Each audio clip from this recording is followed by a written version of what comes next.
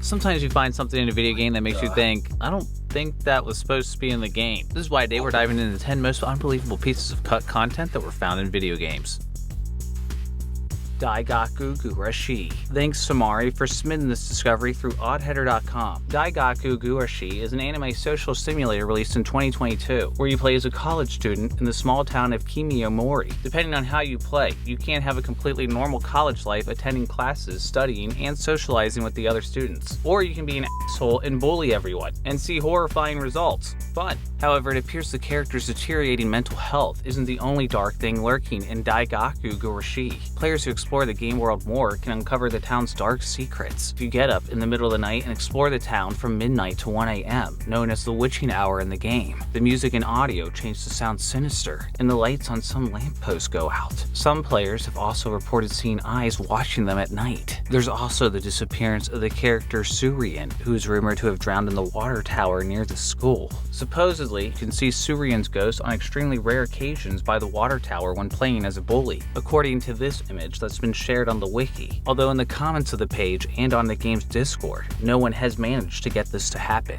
Although one user on the Discord thinks they may have caught a glimpse of her behind this door. And while there's definitely someone there, it's hard to tell much from this distance. However, Mari was looking through the files of the game when they discovered this hideous face texture called Surian, which doesn't seem to match the only known appearance to Surian. It's currently unknown if this is a cut texture for Surian or if it's part of a ghostly appearance that's yet to be found. Though given this may be what her face looks like, maybe it's a good thing no one's been able to see her up close yet. Hitman. Blood Money. Thanks to Getro for submitting this discovery on the Oddheader Discord. Blood Money released in 2006, part of the stealth series featuring Agent 47. It appears one of Agent 47's missions originally wasn't going to go as planned, according to some files Getro found in the date of the game. In the mission Amendment 25, the player must break into the White House and kill the game's fictional Vice President Daniel Morris and another assassin, who are planning on killing the game's president in an attempt to overthrow him. If the player focuses on the mission, they can sneak into the White House and take out both of the targets, unless the player decides to throw this briefcase at the wall near the fireplace 3 times, which for some reason causes all the Marines to line up and dance the can-can. However, Getro found some cut voice lines that show the can-can wasn't the only crazy thing that was going to happen in this mission. The voice lines come from Vice President Daniel Morris saying, "I ever tell you how sick I am of walking that goddamn dog?" Apparently very sick, because he then appears to hold the First Lady hostage and demands to see the president. "Just keep your mouth shut, bitch, and there won't be any trouble. Either I see the president or his wife sees bullets." Getro also found cut voice lines for the First Lady. "Don't kill me! No, don't kill me! I'll do anything, just please, God, don't kill me!" While waiting for the president to meet his demands, he tells the First Lady, "I wish I didn't need a hostage, because nothing would make me happier than blasting your brains all over the room." Holy sh**. It's unclear why this was cut, although it certainly would have made the mission darker. It's hard to think there could be anything that would make a mission look too dark in a Hitman game, but apparently this is one of those things. Well, at least we still got to see these guys being held hostage to the rhythm. Red Dead Redemption 2, with everything not meant to be found already seen by players in Rockstar's biggest game to date. It should come as no surprise that Red Dead 2 is on this list. This discovery involves Mayor Timmons of the town Strawberry, who all the townsfolk are rather suspicious about. No one knows much about him, as he came to Strawberry from the east, and they've never seen the wife he talks about, so some people are convinced he keeps her locked away in his house. Talking to Timmons reveals he was a professor at Princeton University, but left due to unfair rumors spreading about him. If you're done listening to Timmons and decide to loot him instead, you can find a letter from his sister, which reveals that Timmons never married, and that he left Princeton because he was having an affair with another male professor. And while this perhaps would have been shocking in the Wild West days, it's certainly not as shocking as the discovery data miners found in the files of the game, as in the data of the game is a cut character named Miss Timmons. Miss Timmons would have been the mayor's wife. Well, sort of, as the character model is just a set of woman's legs, bearing it all. And while I had to add a larger sensor here to be safe on YouTube, the model actually already appears with a sensor bar in the files. This Mayor Timmons story just gets more and more confusing.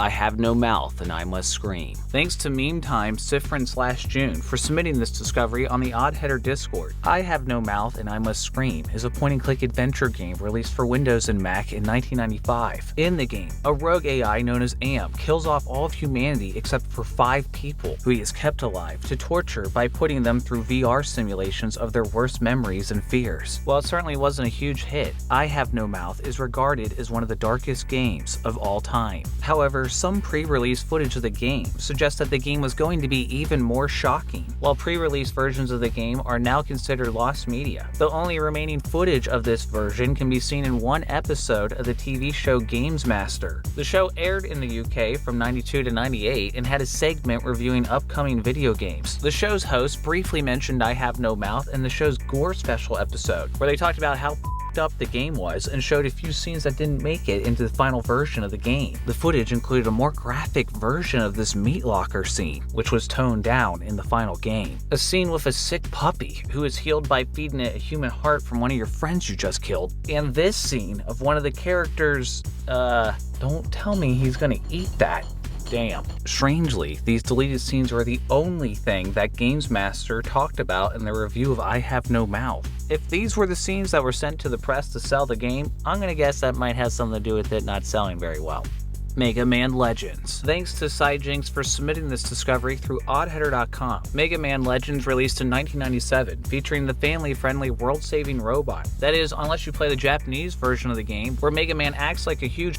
In the game, a dog named Paprika chases the character Tron Bonne, causing her to climb up a light pole. How Mega Man saves Tron Bonne can differ between the releases, depending on a choice the player can make in only one of the versions. In the American version, the only way to chase Paprika off is to give it a stern talking to, with Mega Man saying it can't treat girls that way. What a great role model. Luckily, the dog appears to understand human language and stops harassing Tron Bonne, and then runs away. Mega Man asks if she's okay. Tron Bonne tells him to mind his own business, and then runs away. Not even a thank you. However, this scene can be quite a bit different in the Japanese version, as in this version, Mega Man has the option to get Paprika to back off in a different way, by instead punting them across the street.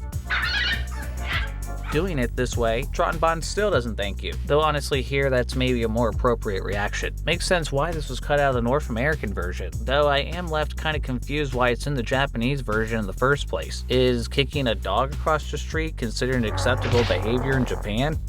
Playing History 2. Thanks to Dawson H for submitting this discovery through Oddheader.com. A couple of years ago, I released an April Fool's video on video games that got pulled from stores for outrageous reasons, featuring games such as Naked Mario and racist Tetris. Spoiler alert, these were fake games made up by my friends and collaborators Mega64. However, the video seemed convincing enough for some viewers to look up some of these games, and that's how Dawson found a racist knockoff of Tetris that actually did exist, although unfortunately it wasn't a joke like the fake one. This version existed in the historical kids educational game Playing History 2, Slave Trade. The title released in 2013 on Steam from the Danish developer Serious Games Interactive. The game was made to educate young players on the Atlantic slave trade, having them take on the role of a young enslaved boy who serves as a steward on a ship preparing to take the Middle Passage to the Caribbean. In one part of the game, you're tasked with fitting as many enslaved Africans as you can into the cargo of the ship. In order to do so, the game switches to a Tetris-like minigame, where the NPCs are like domino pieces and you have to fit as many as possible into the space. Then in 2015, 2 years after the game was released, the developer removed the minigame after they received complaints, which called it dehumanizing. In the apology issued, the studio said the whole point of the game was showing how dehumanizing the slave trade was, and while there's no arguing it was inhumane, many felt that showing this through this sort of minigame wasn't the best way to depict it, though judging by how the rest of the game looks, doesn't look like that was the only bad decision the developers made here.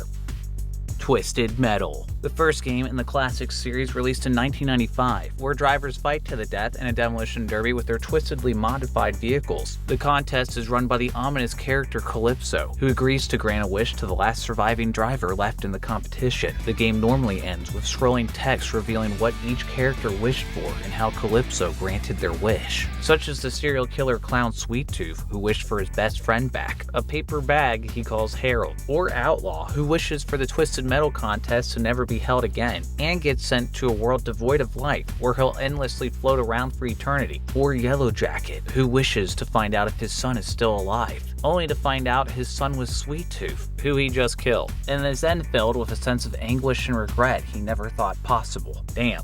Now that's dark. However, these text endings were actually a replacement for live-action endings, which were cut and buried until Sony released them 13 years later on 2008's Twisted Metal Head-On, Fully Twisted Edition for the PS2. And watching these endings fills me with a sense of anguish and regret I never thought possible, as the live-action endings are shot like a low-budget soap opera produced by Family Dollar, and they're full of performances far from Oscar-worthy. You guys are both sick. I'm getting out of here. And I'm taking your truck. Damn it, I don't need a lecture. I need to save my men. I need more time. While many of these scenes portray the same endings as the text versions, some of the live-action endings are quite different, such as Hammerhead's ending, who in the final ending wished for new tires, but in the live-action ending instead wishes for What would it be? We want space! Yeah! Done! Wait a second, that worked? He let them go with the babes. Hi. Nice to see an ending where everything worked out. Who at Sony thought releasing these was a good idea? Goes without saying, these endings were supposedly cut because of their low quality, as well as the fact the name Twisted Metal was chosen late in development, so the actors used one of the earlier names of the game, High Octane. But let's be real here, it's mostly because of the low quality. You don't have to do this, man. You don't have to do this. I'm sorry about the girl, man. You don't have to do this.